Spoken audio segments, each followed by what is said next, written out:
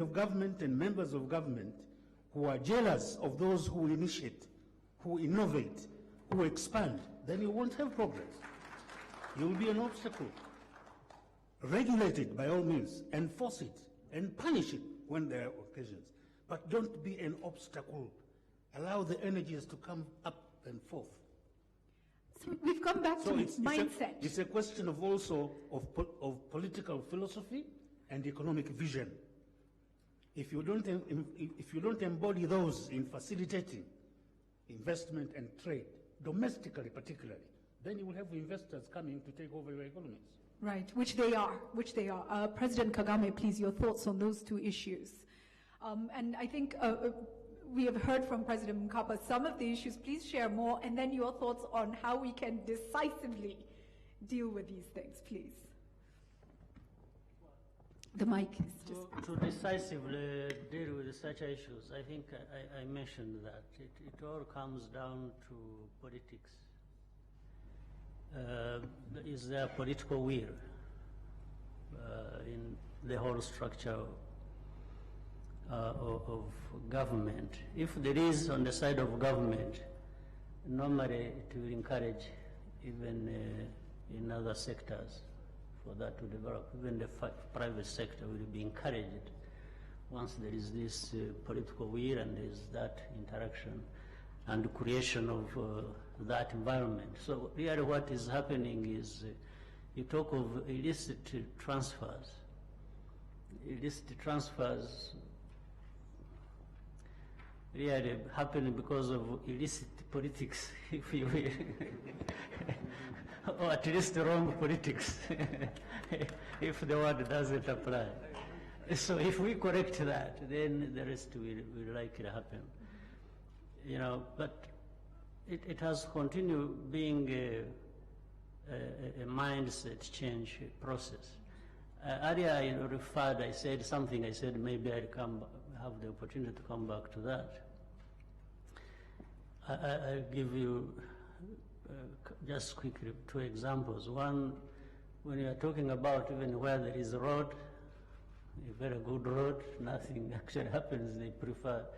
People prefer to use, yes, panya routes. Yes. It happens. We've seen it. We have our own experience here in Rwanda. We see across our borders in some parts, people preferring to go through the mountains and forests and avoid the road. What do you think is happening? I don't think these ordinary people are the ones making the mistake. They are avoiding something. So the leaders need to say, what are these people avoiding?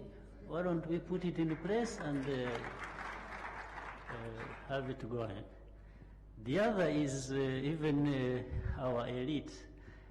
Quickly, one time here in our own country, there's, in fact, during the time we were building these iconic structures and everywhere, I was coming from abroad on a mission, and I was going through our airport. So I met people I knew from government and together with the private sector, and I greeted them, asked where they were going. They told me they are going to Dubai. So I said, what are you going to collect from there? They gave me a whole list of things, and because we are accelerating construction of this convention center, the airport, and so on and so forth, 60% of what they told me were things we have here. And these were engineers, they were, all kinds of professionals we have. So I said, why do you have to travel to Dubai to buy these things from Dubai that are here? They were not even, because they could say, yeah, still we can have them cheaper there, even if you add transport and so on and so forth. But that was not even the argument. The argument was, no, they thought they just had to collect them from Dubai.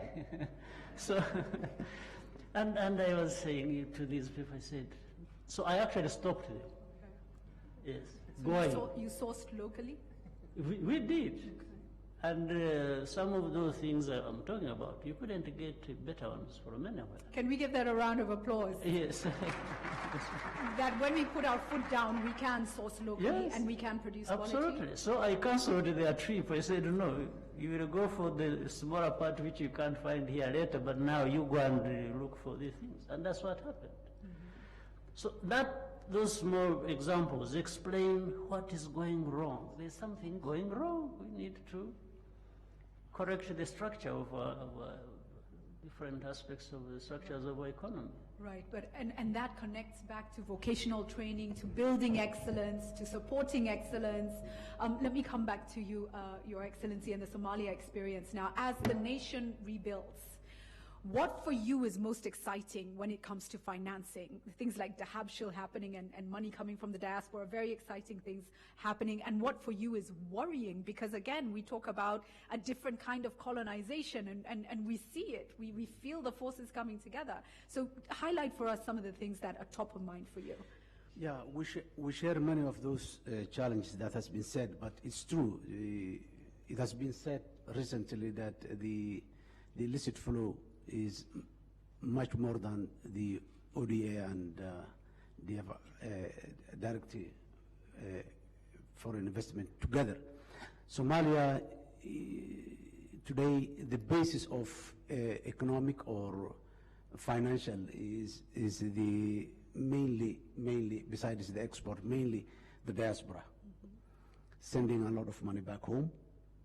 The same issue, the remittances that the Somali diaspora sending back home is much more than the aid that's given to Somalia. Somalia is one of the areas that a lot of aid has been provided, but even then, the remittance is much more than that. Plus, the Somalia exports a lot of things, livestock, other products, the Somalia exports. But I totally agree with President Kagame. It's all about the human being. The human capital. That's, money does not walk by itself and go from one bank to bank. It's people. It's people who makes it move from one place to another, from one country to another. So it comes back to the people again here. And one question is why the responsibility of the governments when it comes to money or finance has so many problems. And when it comes to the private sector, many of those problems are not there. There is no illicit in business, illicit in terms of legality, in terms of the laws of the country, but within the company, or no company allows his money to go. Efficiency. Yeah, right? so it's all about our attitude, our mindset, our political agreements that we have, and maybe up to a certain extent, in many African countries, the model of state that we are using, I quote and question, in many countries, the way of life, the culture and the habits of that nation, and the political or the state model that they are taking, are they compatible? Because we all know in post-independent Africa, we just have copied without doing many of the necessary transformations that up till now, there are so many African countries that the rules and the regulations that their central bank is using has direct relationship with the central bank of other countries. Right. So customizing our own systems is very important. And we need to have the boldness and bravery to do that. Yes, to say no when necessary. Right. Dr. Ari, let me come to you now. You've given us a good pathway forward, but I want us to step back a little bit because we have all identified that this all starts with mindset, right? We have a lot of stakeholders in the financial sector with us here. I want you to teach us, point fingers at us, challenge us when it comes to how we have allowed our illicit flows to get where they are today. What is it we really need to say? We've heard some things already. What would you add? And why we have refused to grow our local economies and build our African companies. What would you say to the people in this room? Well, the number of things. I'll talk a bit to what has been said, but before that, let me just answer the direct question. Like President Kagame has mentioned, at the end of the day, the decision on fighting illicit flows is political. It's a political leadership. If you have a parasite state that lives off illicit gains at personal level, at the sacrifice of national income, there's something wrong that fundamentally cannot be resolved without a political decision. Mm-hmm. The second level is technical competence. I know an African country which has signed a rent agreement on minerals with a Chinese company. And it relies on the Chinese company to tell them how much mineral they have taken out in order to assess how much rent has to be paid. Right. Right. We laugh, but it's happening. When you are doing it like that, and it's not a new country, it's not a country that is new in mining, it's a country that has been there for a long time. This is politically criminal for an African state to be doing this kind of thing. Third, just the technical capacity to do the right things. We have not invested enough in this. But there's one or two things that I wanted to mention in addition to that. First of all, it has been mentioned here, the importance of the diaspora. If we are now talking about mobilizing African resources, there has to be more active state engagement in ensuring the integrity of investments for the diasporans who are trying to remit money home. Secondly, we just published a report on the economic impact of African migrants in Africa.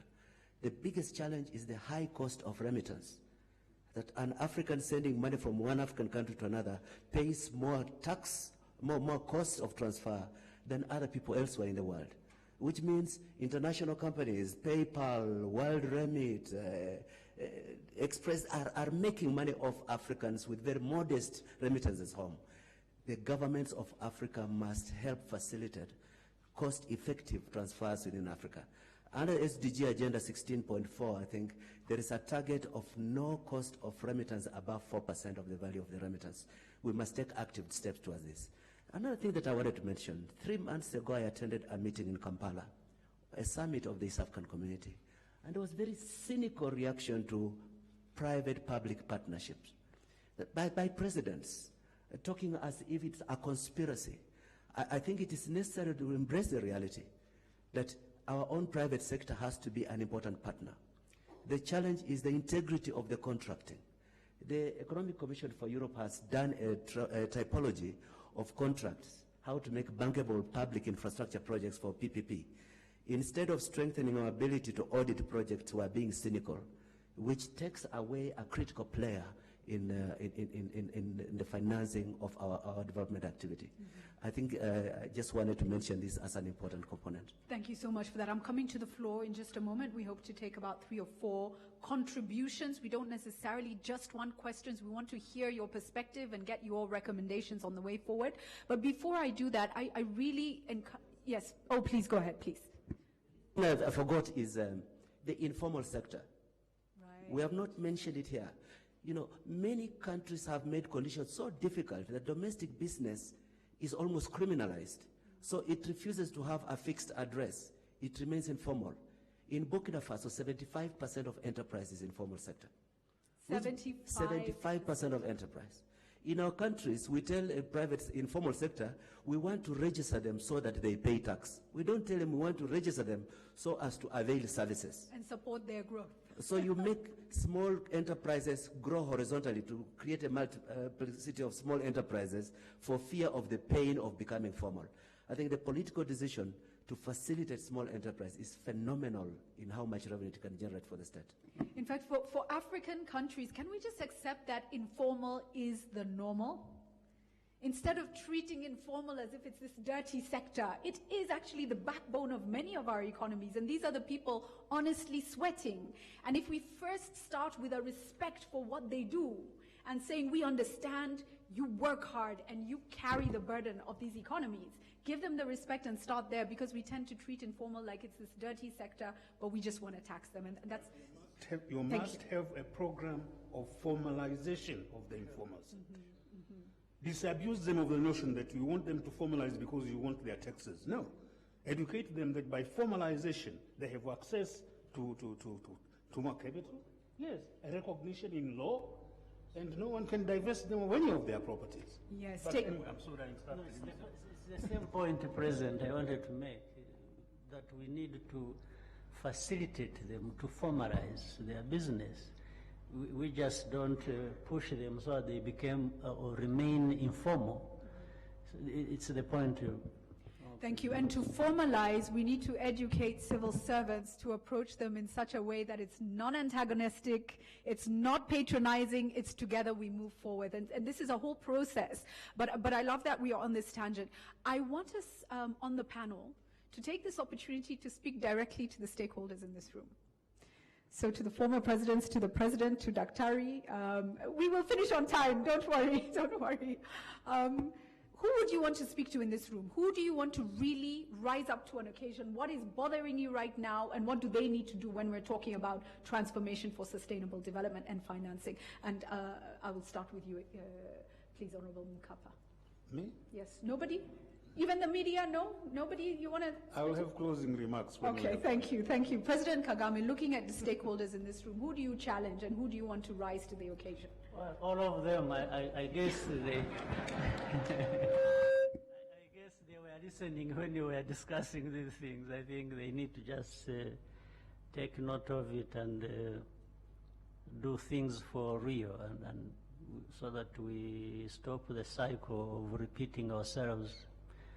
We seem to know everything that needs to be done, or what the problem is and what the possible solutions are. We just need to get going, each one contributing their part, and we do what we need to do. Thank you, everyone. Let's just do it. Your Excellency Mohammed, who would you like to speak to in this room? Well, I would have said the media people. Okay. It's very important to pass the message, you know, the right message, particularly when we're talking issue of the mindset, the issue of the integrity, accountability. All this is a sort of public education, and I think media is the best place to disseminate those elements to the society at the age of the social media particularly, and not the recent phenomena of fake news and all this to be emphasized, but this substantial issue for our societies to know that these are the challenges, why we are not developing, why we are backward, why our politics are sometimes have problems, why. All these are issues that needs addressing to the society, and the media, I think they have to have their own role. Of course, they also have their own challenges. The point that's the issue of the media. The point that I was just raising my hand was, one, the issue of the informality of the economy, informality of the business, informality of all this is true in many countries, particularly the issue I was talking about, the fragile countries or post-conflict countries where the systems are still weak. One important is people, they want to do business. As President said now, people going through the jungle, they are not bad people, but there are circumstances that compel them to do that. So the informality itself, there are circumstances that compels people to do the informal thing. That's one. Number one, the other thing is maybe one of these problems might be solved with the continental free trade area that's undergoing now, because many African countries, they have a challenge of compatibility with the standards set in the West. We cannot compete many of the standards that has been set in the issue. Regulatory, quality, so many other issues that exist. The latest point that I would like to add is that the issue of the remittances that I was saying now, it's a lifeline for Somalia. It facing a very serious challenge of issue of compatibility. The end user, who is he, and who is the end user? An old grandmother who is living in a very remote village is sent $100 from Minnesota, London, Stockholm, wherever. And then the person is asked, who is the end user? What is the identity? And an 80 years old who's living far away in the mountains or in the jungle, how can? So many of banks and many of countries, they stop the remittance now because we don't know the end user. So again, set our own system. So by having our own system at continental level, by trading among us, while the banana I'm sending to Europe has certain standards, but the banana I may send some other countries in in North Africa, for example, might not have that type of standards. Although we don't want to lose standards, but no, we don't want to lose the standards, right. but our own ones. Right. Our Thank you. own ones with our own conditions and our own realities. Thank you so much for that.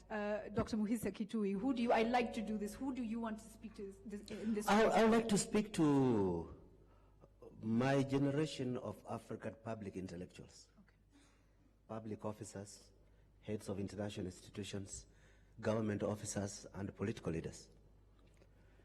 When we grew up, we were structured to think about development as an engagement with the industrialized North, that we look to them by certain agreed norms of what macroeconomic development should be to see how they can help us to grow. Today, we are living in a very hostile environment with the rising voices of protectionism, with some leaders calling our continent with very unpleasant names, with shortening global production networks because of technology enabling them to conquer the challenge of labor, redomesticating textile production in Georgia, for example, meaning even the projected markets for our export are under threat. Projected sources of development finance are drying up. We have to unlearn what we learned and learn new realities about how we are going to drive development in Africa. We have a collective responsibility to see how to optimize domestic resources, how to separate and criminalize personal appetites that exceed responsibility for high office, demonstrate that we can learn to stigmatize political thieves. I mean, it is this simple. And I think collectively we can unlock the potential, which if we fail, is going to create a major crisis because of an army of unemployed, educated African youth. Right. Unlearn and relearn. I'm coming to the floor now. We want to take maybe 3 comments, 4 if we can.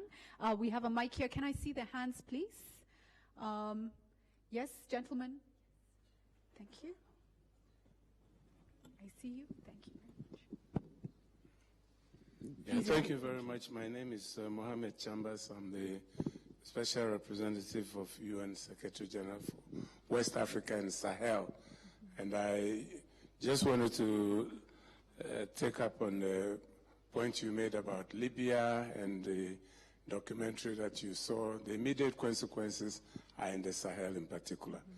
And it's a very sad story we see there of growing instability, violent extremism.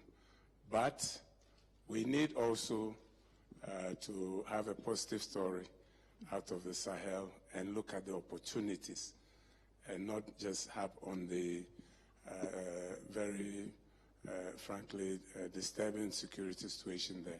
And in that context, under the leadership of our sister, the Deputy Secretary General, Amina Mohammed, mobilizing the UN system, Vera, and all of us, and working closely with the African Union. We have been working on a support plan for the Sahel, which emphasizes on the opportunities which are there.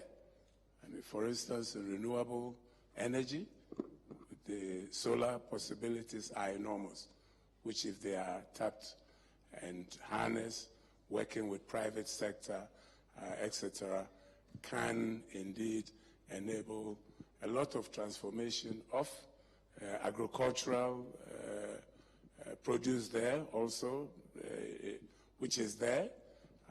We have the River Niger, which has for centuries supported civilizations. So all of these are there. We need to look at these options and possibilities. So here, I'm speaking to the private sector, to all of us heads of institutions. Let us endeavor to change the narrative there and give hope to the young people, the teeming young people of the Sahel, so that they don't become just victims of extremist ideology, but see that there are some real possibilities there for transformation. And again, I mean, the sources of revenue, Sahel is one of the regions with a huge diaspora, particularly in Europe, and if we can do something about reducing costs of remittances, that could be a huge source of funding for many of the projects that are doable there. Thank you for that. Just before you sit down, I just want to ask a question, very short answer. Right now, who do you think is best placed and most likely to leverage the opportunities in the Sahel region? Is it going to be Africa, or is it going to come from outside of Africa? Right now, what do you think? The countries themselves, working through regional organizations such as ECOWAS, the UMWA, LCBC, who have some projects in that direction. But the countries themselves, through their national development plans, taking advantage of sustainable development goals. Great. So the whole plan is, how do we really accelerate implementation of the sustainable development goals, emphasizing on role of private sector, renewable energy, and some of the potentials of the Sahel. Thank you very much for that. Gentlemen, just on the row in front, and then we'll go to the lady on this side. Thank you. Yes.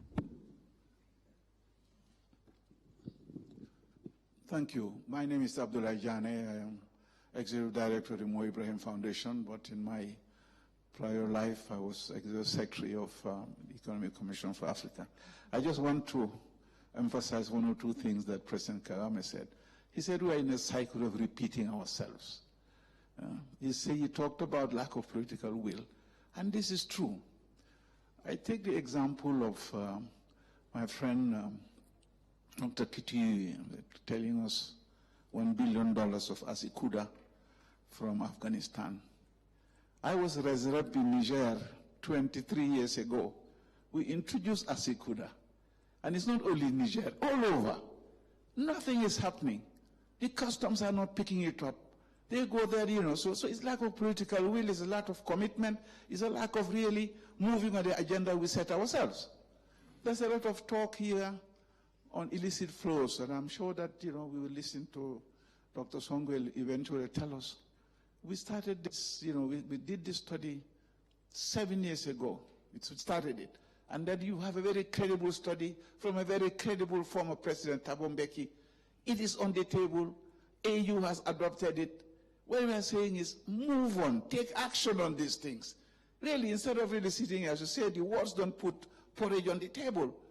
If there's no political will to move the agenda that we set ourselves, where we have concrete evidence to do things, we will have several other meetings and nothing will happen. That's what we want to put on the table. And we feel that African Leadership Forum is one of those instances where we are talking truth to ourselves, and we continue to talk truth to ourselves, and that is what we should do if we want to move this continent forward and transform it. Thank you. Before you sit down, lack of political will.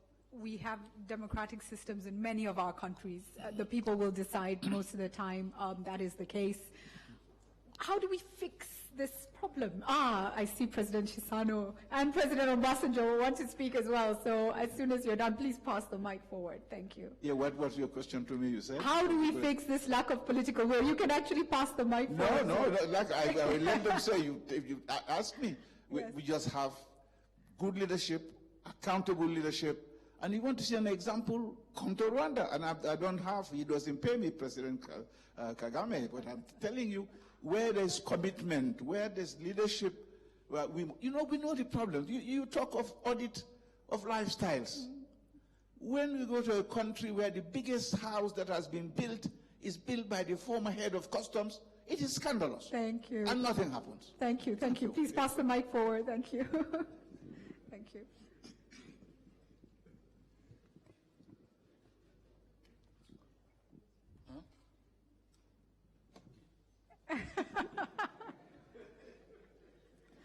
Well, thank you. I want to be the first because I want to speak about him.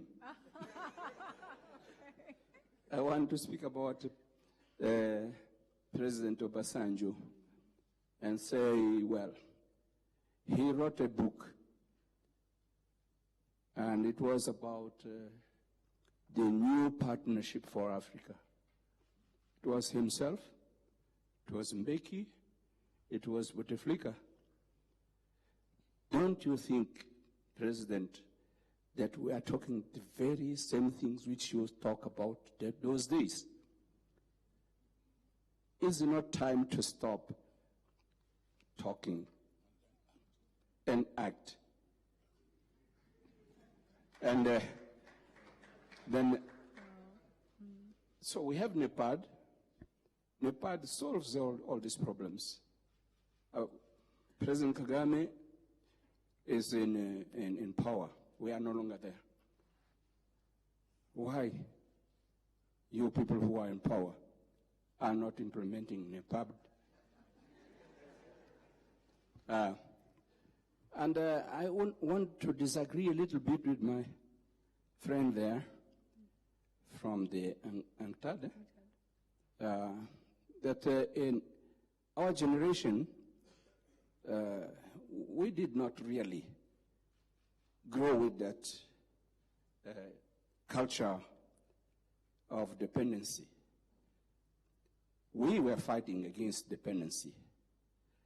Nkapa can testify what was the thinking of Mwalimu Nyerere about independence, what was the thinking of Samora Machel about independence. We're fighting against colonialism in all its forms.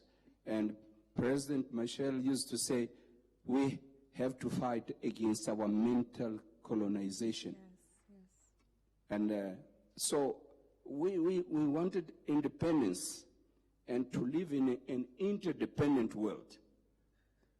But I think that some of us have forgotten that we have enemies who do not want us to be independent because they want to continue living out of our resources. And we did not find yet the way of utilizing our resources on benefit of our own people. There are lots of things to be said there. So what I can say is that that culture of fighting for independence was there, but our enemies became stronger than us. And through IMF, they took us to deviate a lot of our intentions and many other tricks which they have played. And today they're holding their heads and say, oh, we, after all, were wrong. But they will not live the way while we don't agree among ourselves on action. Thank you, thank you. Can I just say before you come in, President Obasanjo, the independence generation was an independence generation. This is a slightly different generation, and I think the one that followed, we got mentally colonized more and more as the years went by, and that is what we have to unlearn and relearn. Please, President. Excuse me, let me say just one thing, if I may. These enemies of ours did not get stronger than we are. We got weaker than they are. Because we never got strong at all. And in fact, there is a problem, the problem of talking, the problem of analyzing problems and getting the analysis right and not acting is something that has been passed from one generation to another. We are culpable, all of us, from the beginning up to the present. Because what Samora Machel was saying was right. And he knew it. He knew that we can only become independent, not at the mercy of these people who are not letting us free. But, so we knew there was a struggle to be carried out. And the struggle is not something that comes through prayer or just allowing the other one who is actually oppressing you to decide whether he lets go or not, right?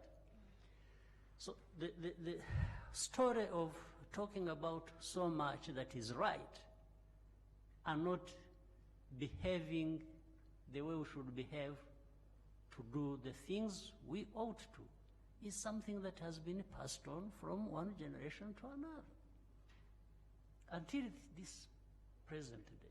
So we need to find a cut-off point and say enough is enough. Right. Absolutely. We need to act. President Obasanjo, how do we start to act? Tell us, teach us. From an action man himself, yes, sir. Well, the problem of Africa, we cannot blame it on anybody outside Africa. The problem of Africa must be blamed on us.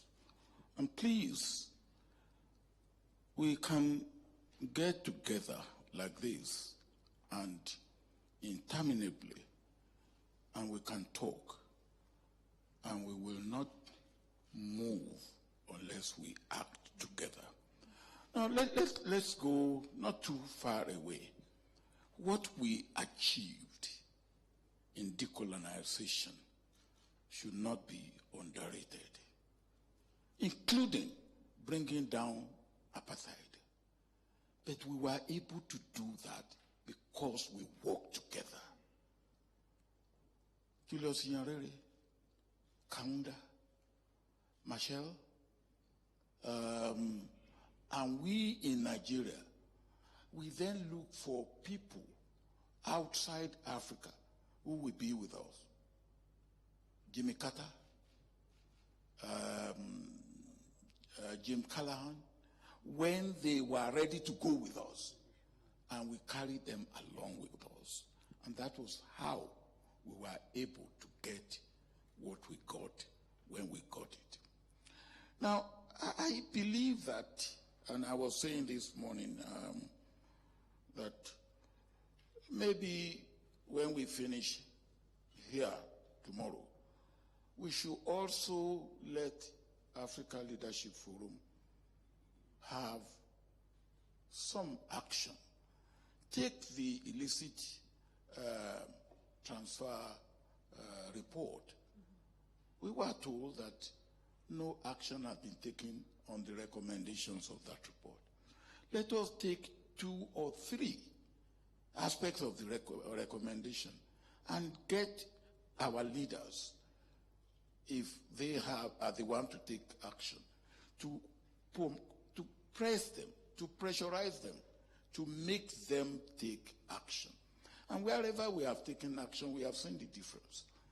We talk about our colonizers, our so-called development partners, and we say they are our enemies.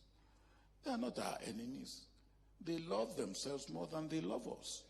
Pure and simple. And until we love ourselves as we should love ourselves and work together, we will see enemy outside. And we, in fact, are our own enemy inside.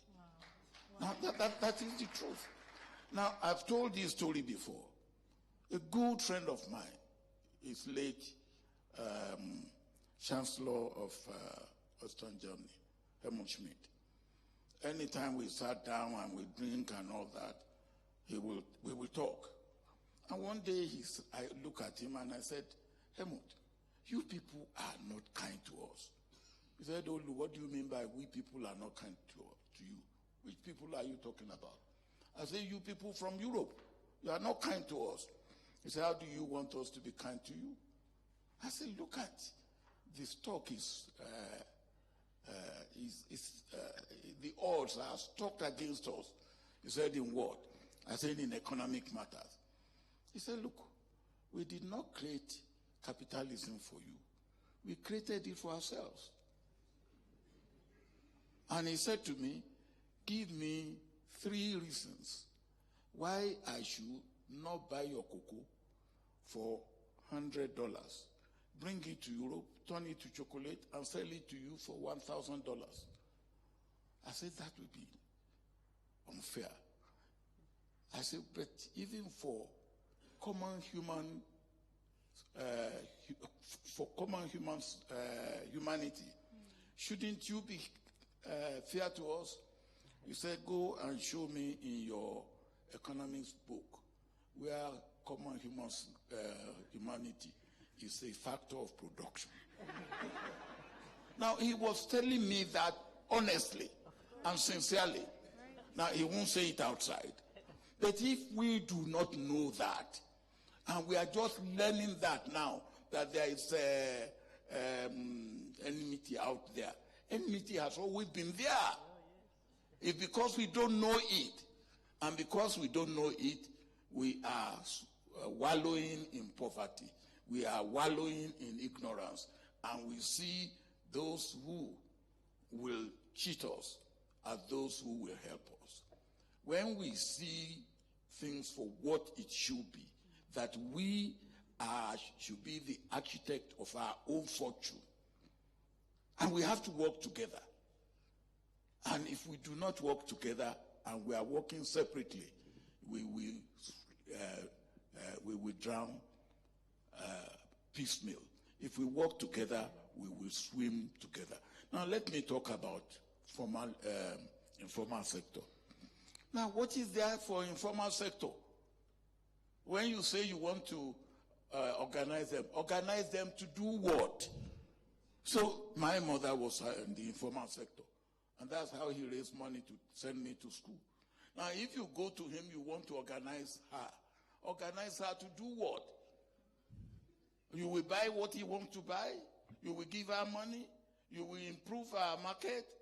What are you organizing her for? She will be suspicious. These officials who say they want to organize us, now there's something else they want. And what do they want? Now, that is true. What do you want to organize them for? The first thing their mind will go to is you want to tax them. Yes. Now, if you want to tax them, they will not make you organize them. They will go through that route that President Kagame talked about. Yes, the because if they go through the main road, you will tax them. You will say you are organizing them. They only need to know that you are going to help them. If they know that you are going to help them, they will make themselves available. But the most important thing, we can talk, but let's talk more action. Thank you so much. President Obasanjo, let's give him a warm round of applause. I'll take the lady on that row and then come forward to the front row. Yes, we need a lady. Thank you. Thank you so much. Thank you so much. Good morning, with all protocol observed. My name is Sibongile Sambo from South Africa. I run an aviation company providing private jets and helicopters and a petroleum business. Thank you for this opportunity. My input to this discussion is that let's become very practical in our approach. In Africa, we are very good in developing policies for enterprise development, for supplier development, innovation, this and that. But what are we doing practically to make sure that the innovation that we produce become practical and is consumed in Africa? We need to support our local businesses. We need to support businesses that are operated by women and youth especially. Not because we are women and youth, but because we can deliver. We are intelligent, we've got products, and we've got services that we can deliver. Excellent. And that enterprise and supplier development, it should have a structured approach. I am glad that Honorable Paul Kagame mentioned that he stopped purchasing in Dubai and promoted local business. That's what we need to do in Africa.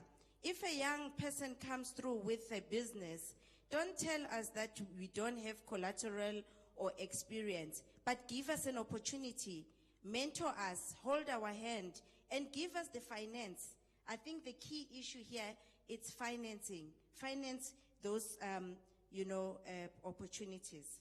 The other thing that I would like to talk about, which is a very key, it's a bone of contention, it's an issue of corruption. Corruption has been very toxic. We all know about it. But then how can we kill that toxication? How do we kill it? Because if one becomes corrupt, it's a two-way process. Others will say the politicians are corrupt, and others will say the business person is corrupt. But it's a two-way thing. Somebody has to initiate the corruption, somebody gives and somebody takes. So business and political is all involved in the corruption. Let's make sure that we cut that. And then finally, let's talk about the multinationals. The multinationals, they come into our countries, they look for opportunities, they look for local businesses to partner with, but the first thing they will ask you, who are you connected with? We don't want that. We want to do business that is very clean, business that is profitable, and business that is sustainable. Thank you very much. Very much for that. Thank you. And our final comment right here at the front, please. If we bring the mic forward, thank you. My name is Ionov Aga. I work with the World Trade Organization. I just wanted to add one voice to something that I think is missing in this conversation.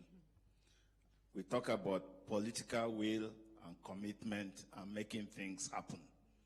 I think many of us forget that all our political leaders cannot deliver if they don't have the right civil service. The issue of bureaucracy in Africa, a lot of which was wiped away in the 1980s during the structural adjustment programs. Today, in many of our countries, our leaders do not see appointments in certain positions on the basis of fit in ideology. If you have an economics minister, a trade minister, who ideologically does not fit what you want, or your foreign affairs minister who does not ideologically fit what you want, you are not going to get it. If you don't have the civil servants with the right skills, we can discuss everything in this room, but if you go back home, you need a good civil servant that will translate this into a program that you can implement. So I think in taking this conversation forward, we need to begin to see back, how have we treated the civil service in our countries? Are they still strong? Do they have the technical expertise to support? What about the retirement and turnover? Because some of our governments, people come in and within every change of government, civil servants go. Right. So the institutional knowledge is not even there. So I think this is an element that you may have to factor in if we want to do less of talking and more of action. Absolutely. Thank you. Thank you all so much. What rich thoughts and perspectives have come in. I will come back to the panel and I will start with closing remarks, but feel free to tap into some of the conversations you've heard from the floor as well. Dr. Tari, I'll start with you. Thank you. Just one remark on informal sector. 15 years ago, I was the trade minister of Kenya. And we negotiated the customs union for East Africa. And since then, I've been part of an eminent person team which sat around borders in Gatuna, in Tororo, in Malaba, and in Namanga. An Indian from Nairobi with a 40-foot container drives through and takes merchandise to Uganda or to Rwanda. It's called regional trade. A woman at the border between Uganda and Kenya with 20 kilograms of maize trying to sell on the other side of the border is called a smuggler. And it is still the case today. The rules are made for the convenience of big business. The small-scale border communities, whether you're talking about Gatuna or Namanga, are not seen as part of the equation of regional trade. They are smugglers. They're an inconvenience. I am not asking for anybody to organize informal sector. I am saying they are the main drivers of our enterprise. Give them an address so that they receive electricity. Give them the physical convenience and security so that they can absorb technology and innovate their production processes. The main thing I want to say to this meeting is that I thank Honorable Benjamin Mkapa and the Uongozi Institute and the leaders who have helped us to convene here, and His Excellency Paul Kagame for hosting us, for always being there as a leader for Africa. But I want to reinstate a main message. The global dynamics are such that every region of the world will have to dig inside itself to find the resourcefulness to adjust, to grow. Nobody's going to grow Africa other than Africans. The rest of the world is there, but increasingly we must start looking to new areas. Today, it is easier and realistic to look to FDI flow from Thailand than from England, and let our guests also start shaping that way. Thank you. Thank you so much. Thank you. Very powerful. The rules are made for big business. Let's rethink that. Thank you for your comments. Let me come to, please, Your Excellency Mohammed, your final comments as we wind up. Thank you very much. As he rightly said, Professor, is this the small business that does many of the good things that we have today, whether that's technological development or whether that's... I want to take one case example that happened in Somalia. In one of the years, recent years, Somalia has exported 5 million heads of livestock, goats, cattle, camel, life. And this has been done by the business people. The government has no much to do with it except certain limited facilitation that it's made. Now, these enterprising or entrepreneurs, how effective they are. Imagine now, I'm coming back to the issue of the financing. Imagine now these young boys and girls who did this, if they had the access to financing and make abattoirs, and then as a result build meat factories, leather factories for 5 million heads, how much employment will be created, how much income for the government will be created. So accessibility of the finance is very important, and the government has to advocate and lead to facilitate the easiest way that financing opportunity can be given to those small traders and business people. And just off the back of that comment, can I just say that we cannot continue with the banks and the numbers that we are currently dealing with. It's not affordable and loans are not accessible. We cannot get the funds. So for these young people, it's just impossible. And if somebody does not disrupt that space and innovate for financial services, we are going to be in trouble. President Paul Kagame, please, your final remarks. You know, here in our country we have a proverb, which I'm sure may be in other African countries. Those who keep cattle, they say the cattle will not go for green pasture to graze so distant from home before they consume what is around the home. So that means really we need to sort ourselves first. I want to marry that with what we have all been asked in different circumstances. When the new administration in America was coming to being, we were asked, what does the new administration have for you? What does the new president have for you? Meaning Africans. But before we answered, I think the new administration was answering that question. They were saying, America first. So the indication was, they're really not there for you. No. And maybe they shouldn't be there for you. You should be there for yourself, first and foremost. So my answer to that all the time was, because they would even cynically, which also demanded a cynical answer, they would say, well, but this new president doesn't even know where Rwanda is or where Africa is. I thought it was a good thing. Yes. My answer was, actually it is a good thing that he doesn't know where we are or he doesn't know where Africa is. Because that is maybe going to put pressure on us to understand that we are there for ourselves too. We can't keep living with the understanding that somebody is there for us, that somebody is there to take care of us, that somebody there is there to provide for us. And this does not preclude partnership, does not preclude working with others. But we really have to start by being there for ourselves. And then from there, we work with others. Absolutely. So what we are trying to answer in all our discussions, I think, is this one. When does Africa stand for being there for itself? When does even every country, as we work together, which former President Obasanjo was saying, we must work together. But what do you bring in working together with the other? You have to bring something. Somebody else has got to bring something. And we've got to bring this continent to stand strongly together, but by bringing something that makes it stand firmly and strong as it should be. So I think at the heart of this discussion is that point.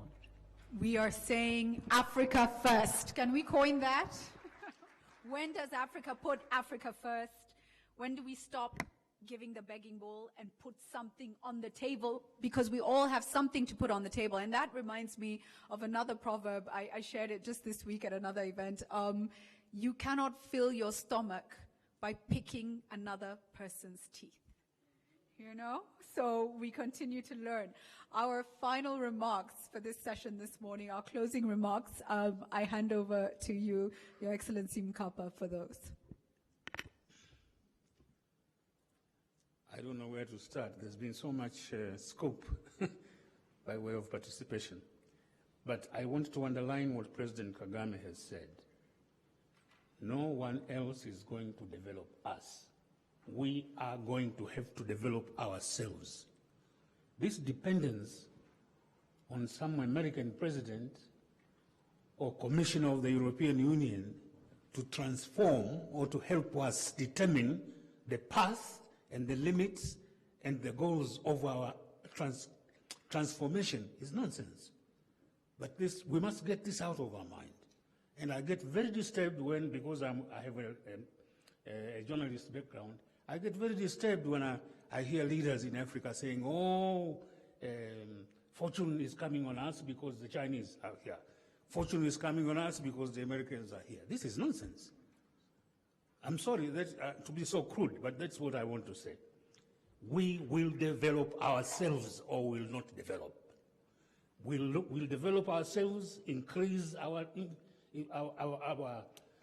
equality, increase our wealth on the world stage ourselves, and that way earn the respect of those others. Cooperation, as the President was saying, we must learn to work together. Africans must realize, you can't say this country, it is because it is by itself. No, I am because we are. Otherwise, we won't get any place. But other things I don't want to address. I want to address the informal sector as a good example. We are not formalizing them for tax purposes. We are formalizing them as the engine of economic and social transformation.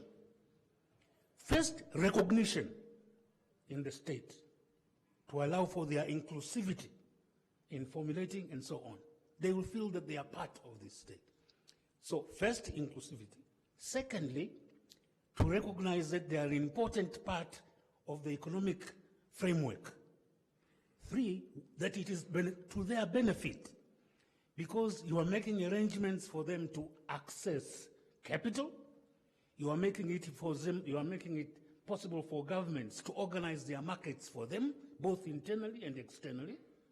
You are making it possible for them to establish partnerships among themselves. And certainly you are making it possible to be an instrument of regional cooperation. All those things center on the development of these units called informal. Without undertaking that work, you leave them in total poverty. Really, we must rethink. It's not just a question of taxation. No. It is, in Swahili we say, uwezeshaji. You are enabling them to be good, productive citizens, not only of their countries, but of the region. This for me was very clear. Well, I have here who was my major ideologue, Ambassador Sefue. He knows what we did as a government to try to formalize the informal sector. We had a whole institution in government whose task was to help the formalization of the informal sector. It helped them. It helped them. And he will tell you what the problems are. But this brings me to the last point. We have transitions of government in African countries, sometimes after 10 years, sometimes after 5 years. But one of the problems you find is that when a new government comes, it thinks that all that was done by the previous government is no good. They must start afresh. It's impossible. So if you have no element of continuity at all, you have problems, non-development, non-transformation. Sometimes you even take the transformation process backward. Exactly. You know, anyway, one of our leaders told us in Tanzania, he said in Swahili, kila zama na kitabu chake. Every government has its own book, you know? But that does not mean that the previous book has no relevance to the book that you are writing now. Right. This has to be stressed. I have spoken too much. Thank you very much. Thank you so much. A round of applause. And maybe just to emphasize with informal what we have been told by His Excellency Mkapa, it's for recognition, inclusivity, making them part of the economic framework, they can access capital. But can I also add, because we have some key stakeholders in this room, how do we give them preferential access to procurement within government? Government is one of the biggest, one of the biggest markets for many of our economies. And so how do we do that? That's another incentive for them to come into the light. Thank you so much for your participation. Can we give a big round of applause to everybody who has shared and spoken? We are now going to break for lunch, and I will hand over to Regis. Regis, could I please ask you to come forward to give us directions on the way forward? And I will just leave us all as we leave this room. We're going to have many technical discussions, but clearly what we've all said is it comes back to emancipating our minds. And so let's all play a role. Thank you very much. Thank you. Thank you very much, Julie. Right now, what we're doing is lunch. We're breaking for lunch, but there's a photo session that will take place after lunch, which will be in two categories. There'll be the one with those wearing green badges. So that will be one photo session. And then another one, which is for the secretariat, the ones wearing white badges. So that's very important to remember that. That will take place where we usually take those photos. There's an area for that. Just another reminder, lunch is for everybody. So just AD12, that's very important. AD12 for all of us regular folks. VVIP, that's already been taken care of. Protocol will take care of that. Also, there's a dinner gala taking place tonight here at the convention center. It will take place from 6:30 to 9:30 p.m. It will take place at MH2, which is right next to this room. Everybody is invited. Those who are taking place in the plenary, and those who are taking place in the closed session, which will take place after lunch. The closed group participants are those, again, with green badges. That will take place in room AD10, which when you get out is all the way and then on your right. Julie Gichuru will once again take over for that one. Thank you very much, Julie.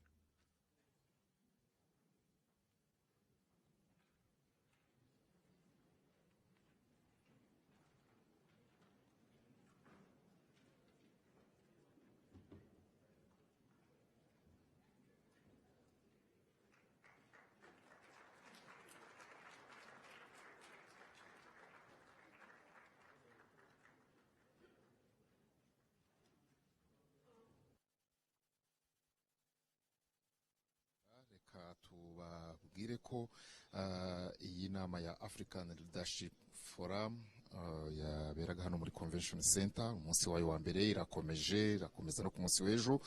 Ni inama ahanini ibikurikiye yabaye mu rurimi rw'icyongereza, ariko reka tubabwire ko mu ijambo ritangiza iyi nama nyakubahwa Perezida wa Repubulika y'u Rwanda Paul Kagame yatanze ijambo aho yagaragaje ko kuri insanganyamatsiko yaganiriweho uyu munsi izanakomeza ku munsi w'ejo, yo kureba uko abanyafurika ubwabo bagira uruhare mu gushora imari izamura iterambere ry'uyu mugabane, ihindura imibereho y'abatuye uyu mugabane.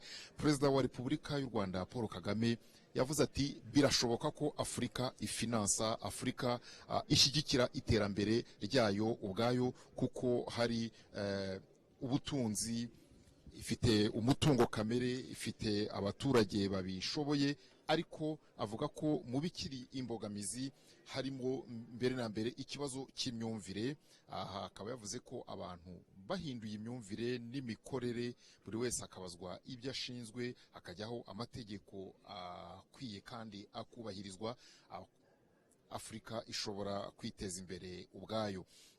Ikindi yagaragaje ni uko muri uku gushaka uko abanyafurika ubwabo bashyigikira iterambere ry'uyu mugabane ubwabo, yatanze urugero rw'isoko rusange. Aravuga ati iri soko rusange ibihugu bya Afurika bimaze kwemeranywaho ni igisubizo, ni inkingi y'uko kwiyubaka kwa Afurika guhindura imibereho y'abatuye uyu mugabane. Hanyuma rero hakurikiyeho ibiganiro byatanzwe nk'uko mwabibonye n'abahoze ari abakuru b'ibihugu bimwe mu bihugu bya Afurika bitabiriye iyi nama. Inama tubabwira ko itegurwa n'umuryango African Leadership Forum uyobowe na Perezida Mkapa, Benjamin Mkapa, wahoze ayobora igihugu cya Tanzania, n'ikigo yashinze cyitwa Uongozi Institute. Mu byagarutsweho bikiri imbogamizi zituma abanyafurika ubwabo batiteza imbere, twavuga ibijyanye no kwakira imisoro. Ibigo cyangwa se inzego ziriho zo kwakira imisoro, hatanzwe ibitekerezo ko zivuguruwe imisoro ikinjira uko bikwiye n'amahoro byateza imbere uyu mugabane. Havuzwe ibijyanye no koroshya ndetse no kunoza amategeko y'ubucuruzi, haba imbere mu bihugu, haba ndetse n'ubucuruzi buhuza ibihugu. Havuzwe ibyo kubaka ibikorwa remezo, k'ibyo bivuguruwe kandi bigakoreshwa neza, nabyo byatuma abanyafurika ubwabo bagira uruhare mu iterambere ryabo. Havuzwe ibyo koroshya amategeko ajyanye n'ibyo kohererezanya amafaranga yaba hagati y'ibihugu bya Afurika ubwabyo, yaba ndetse n'abanyafurika bari ku yindi migabane bohereza amafaranga iwabo. Havuzwe rero ko horohejwe amategeko ndetse n'imisoro byakwa kuri icyo gikorwa cyo koherezanya amafaranga, nabyo amafaranga yinjira muri Afurika yagira uruhare mu guhindura imibereho y'abatuye uyu mugabane. Mu bitekerezo byagiye bitangwa hanavuzwe n'icyo guteza imbere ubucuruzi bwifashisha ikoranabuhanga cyangwa se e-commerce mu rurimi rw'icyongereza, byo bisero marché électronique. Bavuga cyane icyagiye kigarukwaho n'uruhare rw'abikorera, ndetse reka tunavuge n'uruhare rw'abakora business zo kwirwanaho, ibyo bita le secteur informel. Ibitekerezo byatanzwe nuko bari abantu bafite uruhare runini mu bukungu bw'igihugu, ko bakwiye gufashwa gukora ibibafasha kuzamura imibereho yabo. Ubwo buri mwihariko wa buri gihugu ukarebwa, ariko bakaba abantu bafashwa bitabwaho. Amategeko bagiye bavuga ko amategeko ahanini areba les grandes entreprises, inganda nini, ishoramari rinini, ariko n'aba bakora imirimo iciriritse yo kwirwanaho nabo bafite uruhare mu bukungu bw'ibihugu. Ikindi rero cyagarutsweho ni ikijyanye na diaspora. Hanyuma nanone muri iyi nama kuri uyu munsi wayo wa mbere, nk'uko abumva ururimi rw'icyongereza bagiye babyumva, hagarutswe twavuga ko kuri uyu munsi wa mbere muri iki cyiciro nibura kibanje kibaye gisubitswe, ikigarutsweho nuko nta wundi uzava ikantarange ngo aze guteza imbere Afurika ni abanyafurika ubwabo, ni abenegihugu ubwabo bakwiye gufata mu biganza iterambere ryabo, aho gukomeza gutekereza ko abandi bazaza bakubaka ibi bihugu. Hanagarutswe no ku cyo kwibaza niba hatari abandi bashobora kuba batobera Afurika, ariko ibitekerezo n'ibisubizo byagiye bitangwa kuri icyo kibazo nuko nutoba atoba abasanzwe bitobera. Aha rero hakaba hagarutswe kuri iki kintu cy'uko Afurika nibishaka gutera imbere, ubushobozi burahari, ubushake politike burahari, ariko hakenewe no guhindura icyo bita imyumvire. Reka nshimira na staff technique yadufashije kugira ngo mube mwakurikiye iyi nama. Ndi Cleophas Barore muri Convention Center Kigali.